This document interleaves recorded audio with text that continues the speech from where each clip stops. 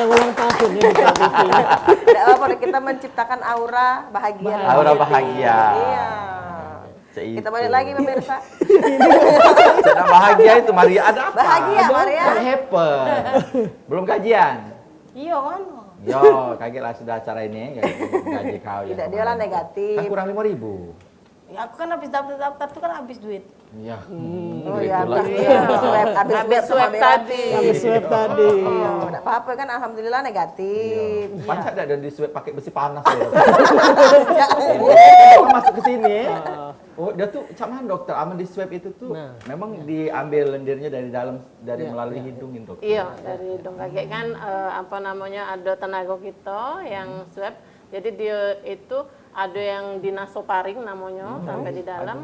Ada juga yang bisa dahak. Iya, sputum dahak itu pacak dipakai di batuk. Sampai mana itu dokter? Sampai sini apa? Sampai Sampai jantung. Galak ngada-ngada Kadang-kadang apa. kan gitu nak swab kan dicucuk-cucuk itu. Ya pemikiran masyarakat tuh kan aneh-aneh memang. Hari dimasukin sampai sini. Iya. Tidak lah. Sampai ujung. Jadi begitu itu kan sampai di ujung itu kan ada nasofaring. Buktinya kayak sampai ujung tuh gitu langsung keluar banyu mata. Nah, itu biasanya lah itu. Reaksinya itu yang Tapi aman lah dokter itu. Aman lah insya Allah. Uang lah ribuan yang di swab. Itu ini kan di Indonesia lah 400.000. Nah, bayangkanlah sembah itulah uang yang ada di swab se-Indonesia. Aman jalo ya dokternya, kalau apa-apa. Jadi untuk memastikan kalau negatif corona itu swabnya 2 kali ya dok? Benar 2 nggak? kali untuk dia Dalam jangka waktu berapa lama dok? Jadi dia itu untuk suspek itu harus 2 kali, hari pertama dengan hari kedua. Oh. 2 hari Jadi 2 hari berturut-turut. berturut-turut, Katanya minimal kayak jaraknya 24 jam. Setelah 2 minggu swab lagi ujinya Nah, dok. itu dulu ada yang juknis yang lama itu namanya ada yang kita sebut dengan orang tanpa gejala. Nah, kalau sekarang kan itu udah katik lagi di juknis yang baru. Yang lama dulu itu orang tanpa gejala memang swabnya 2 kali, swab hari pertama dengan swab hari ke-14. Tapi kalau sekarang orang tanpa gejala itu tidak lagi dianjurkan untuk di swab. Jadi wong yang bergejala yang cek Maria tadi dia ada batuk, pilek, tinggal di Palembang yang memang daerah endemis COVID. Nah, kita swab 2 hari berturut-turut itunya. Ya itu dokter. Bukannya situ yang ngigau semalam. Marah iwa ebo. Jadi pemirsa di rumah jangan takut karena Rumah Sakit Umum Daerah Patimain ini rumah sakit rujukan dan ternyata di situ tuh ada kamar tersendiri untuk pasien COVID-19 ini dan ditangani secara khusus juga. Benar Cik? Benar. Itu di lantai berapa dok Jadi kira-kira? kita awalnya itu 1 lantai, lantai 6 kita rubah 12 kamar untuk menjadi kamar perawatan. Sekarang di atas itu juga sudah kita bisa upgrade lagi, bisa terima yang pasien butuh mesin bantu napas itu. Nah, ke depan nanti kita tambah lagi di IGD itu ada 4 ruangan lagi memang khusus untuk yang memang ada ancaman gagal nafas yang berat. Jadi ICU-nya ada di situ. Memang khusus untuk ICU isolasi. Sebenarnya bukan untuk COVID saja, bisa juga penyakit-penyakit infeksi lain juga bisa di situ. Jadi pada dasarnya kita 2 lantai itulah yang berperan untuk Pengamanannya COVID lebih ini. ketat lagi itu. Oh iya, jadi Lebih memang steril. lebih ya sangat berhati-hati, terutama kan nakes kan banyak yang kena ya. Iya. Jadi kita buat dia seaman mungkin buat nakes, tapi nyaman juga untuk pasiennya. Kalau Cek Mariana nyoba ya bisa kita bawa ke Saya sana. sekali di rumah sakit umum Pak.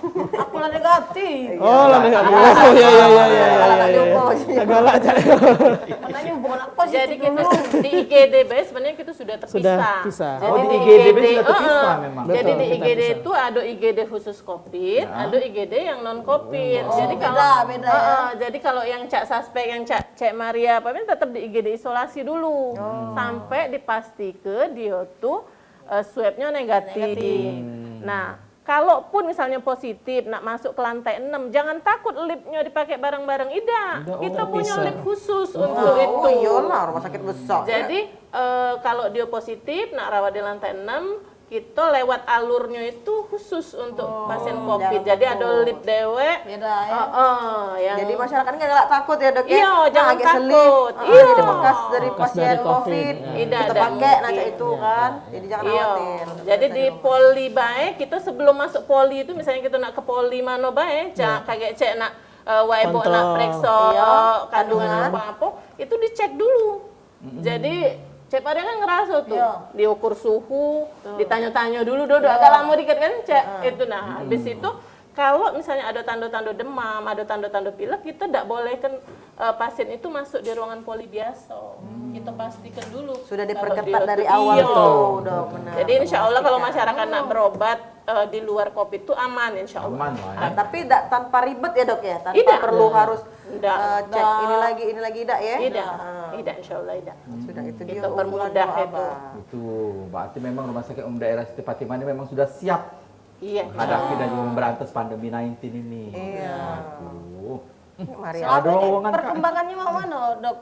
COVID sekarang ini. COVID sekarang ya. Palembang ya. Perkembangan Palembang ini. Kalau perkembangannya kan sekarang Palembang itu COVID yang positif COVID itu kan lumayan berkembang. Cuma sekarang karena yang dirawat itu cuma yang sedang sama berat. Jadi tidak semua teridentifikasi kecuali kayak datanya itu ke dinas kesehatan untuk yang positif. Jadi yang sekarang kalau dulu awal-awal kami buka itu pasien yang OTG, yang pasien yang positif tanpa gejala, konfirmasi ringan tanpa juga gejala, tetap yang minta ringan dirawat. itu dirawat galo. Kalau sekarang tidak. Jadi pasien-pasien yang sedang berat intinya lah sudah ada gangguan saluran napas, misalnya dia sudah ada pneumonia, baru kita rawat gitu. Jadi kalau dulu kan numpuk. Iya. Sampai pernah berapa kali kita tidak katik tempat untuk masuk ke pasien karena yang ringan, yang katik gejala kita rawat Ada galo. rawat galo. Nah, kalau sekarang kan pacak isolasi. Tapi mandiri. aman enggak dok kira-kira? Misal PD orang tanpa gejala ya dok ya, ke rumah disuruh balik. Nah, kayak dia apalah kira-kira ancaman untuk di luarnya dia tidak mematuhi lah. Cak itu takutnya kan kalau tidak dirawat di rumah sakit kan cak itu ngerinya gitu. Ya kalau misalnya pulang pasien-pasien yang diisolasi mandiri itu kan sebelum pulang kan diedukasi dulu oleh kita diedukasi. apa yang boleh dan apa yang nggak boleh. Lalu namanya dan alamatnya itu kita tembuskan ke dinas kesehatan kabupaten kota tempat dia tinggal. Jadi nanti kabupaten kota itu melalui puskesmas atau melalui tenaga yang lain akan memantau secara harian. Memang ada dulu mekanismenya video call dia melihat kondisi gimana kondisi rumahnya, apa layak atau tidak dilakukan isolasi mandiri di situ. Nah, jadi kita sebisa mungkin lah memang kalau celahnya ya ada saja, pasti yang bandel, Paling nggak dari yang rumah ini. sakit Tapi juga setidaknya memantau ya, kita Dok, ya? sudah usaha untuk menjaga. Nah tadi kan pertanyaannya ada nggak yang dihukum-hukum atau ada nggak yang ditakut-takutin? Ya ada beberapa peraturan kan, salah satunya kan kalau nggak pakai masker misalnya kan sudah mulai ketat kan waktu itu. Iya, kena denda. Betul. Nah, itu yang diharapkan saling mengingatkan. Bahkan alhamdulillah juga di kabupaten kota, para pemimpin kabupaten kota, Pak Bupati dan Pak Wali Kota juga sudah mengerahkan aparatnya sampai ke tingkat RT untuk ngawasin ini. Itu lebih bagus sih sebenarnya. Iya, sudah diawasi juga bersinergi sama pemerintah. Betul. Diawasi juga. Benar. Tapi dok, ada mitos ini berkembang di masyarakat ini. Ngapa wong gilo tidak kena corona dok? Tidak boleh ngomong gila. Nanti kalau ngomong Oh iya. ODGJ itu ya. ODGJ. ODGJ ya. Ngapa dok? Apa bener ya? Aku coba dok. Itu mitos, jangan-jangan wong gila itu memang tidak diperiksa. Karena Dia kan bebas-bebas bahagia baik dok. Iya. Karena kan COVID ini pajak kena siapa Siapa baik. Jadi dari anak kecil sampai orang wong dewasa. dewasa kita malah pernah ngerawat pasien di bawah 1 Iya, betul. bulan. Bayi.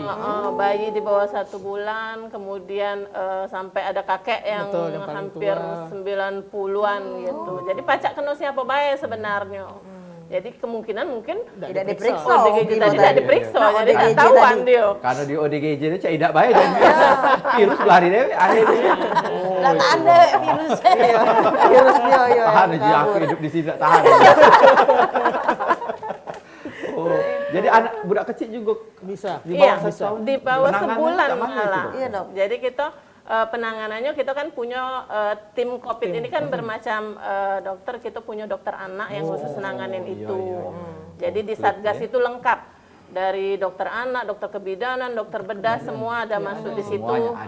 Sampai gizi, farmasi, semua kita rangkum di dalam satu Satgas itu. Jadi kita tuh kerja sama-sama, bukan dewe-dewe gitu. Jadi aman lah ya. Iya, insya Allah. Dan itu sembuh dokter ya? Alhamdulillah sembuh. Yang bayi tadi dok? Iya. Berkat penanganan tadi ya. Iya. Cepat ditangani langsung ya. Iya. Itu dari dari ibunya apa? Ya, kami tanya Kan ke baru. keluarganya. Dari mana budak Kan bayi itu? siapa tahu bakal melahirkan ini jago-jago lah. Iya. Betul. Iya, jadi dia kan pasti ada riwayat kontak. Nah, kita yang tidak tahu kontak apa. Pasti salah satu di rumahnya itu juga ada yang positif biasanya. Anak-anak kan belum ada sistem imun. Iya, benar. Lagi bayi 1 bulan. Tapi memang untuk pencegahan dari awal ini memang pakai masker, cuci tangan. Iya, pencegahan jadi awal. Itu yang paling umumnya ya. Jadi intinya bahwa tidak semua kita yang kontak dengan pasien COVID itu akan kena COVID, tidak. Jadi tetap ada pencegahan, kemudian tetap juga itu ada fungsi sistem imun kita dewe. Jadi kalau sistem imun kita bagus sebenarnya kami ada beberapa keluarga yang suami istri yang suaminya positif, istrinya negatif. Tebel Pak. Nah, ini. suami istri itu kan tak mungkin gitu nak tidur kecuali dia lagi pisah ranjang. Nah, itu benar, maksudnya itu. Jadi sistem imun itu sangat penting. Misalnya itulah dari faktor gizi, faktor olahraga. Dan itu pikiran, jangan sedih Cik Maria. Jangan sedih Maria. Harus bahagia tadi, walaupun belum gajian. Nah, baru pencegahannya tadi 3M tadi, cuci pakai masker, cuci tangan, Jaga jarak, itu itu. dia. Dan yang paling penting jangan lupa berdoa, itulah yang ini. Hindari. Itu. Caknya nak iklan lagi ya? Iklan lagi. Oh, bahagia nih aku mana iklan. Tapi jam 6 apa ini? Lanjut. Baik pemirsa, iklan dulu kita. Silahkan.